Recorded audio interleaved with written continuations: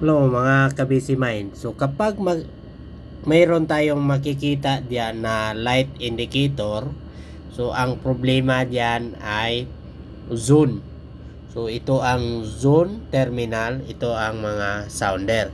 So ang ilaw na lumalabas diyan, ibig sabihin yan ay fault. So may problema sa linya natin. So itong in-of line na diode, yan ang nagmonitor sa linya na kumpleto ang circuit niyan. Kapag maluwag ito, mag-ilaw diyan sa baba. Open circuit yan. So yan ang gamit ng in-of line na diode. So ngayon, para malaman natin, idiin ko para mawala yan. Yan.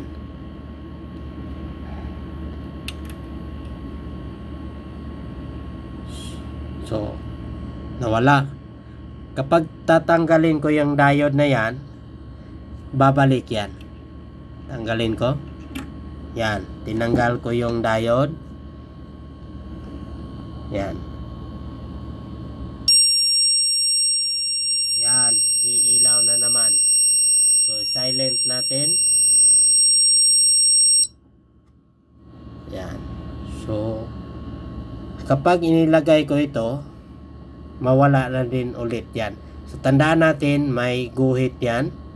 Yan.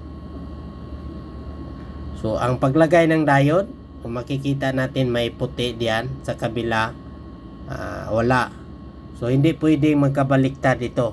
Yung may puti, doon natin ilagay sa positive. Yung walang marking, yan ay dito sa negative. So ngayon ilagay natin. So tandaan natin, yun ang may guhit na puti.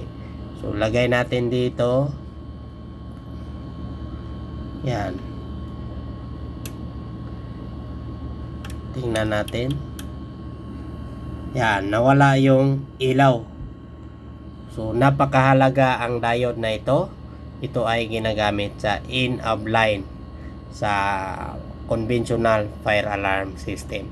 So subukan nating ibaliktarin natin yung walang guhit na puti. Yan ang subukan nating baliktarin. Yung walang guhit na puti, yan ang ilagay natin sa positive. Yan. So hindi yan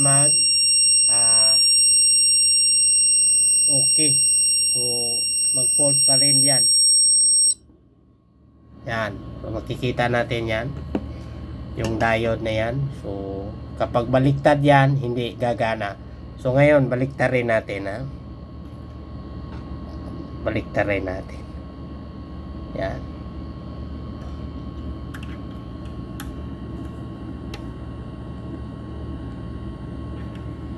Ayos natin. Yan. So nawala ang ilaw. So yan ang kahalagahan sa maliit na pyesa na ito. Okay? Kung may idea din kayo sa mga fire alarm system, paki-share naman sa comment section. Okay? Bye bye mga kabisi mind.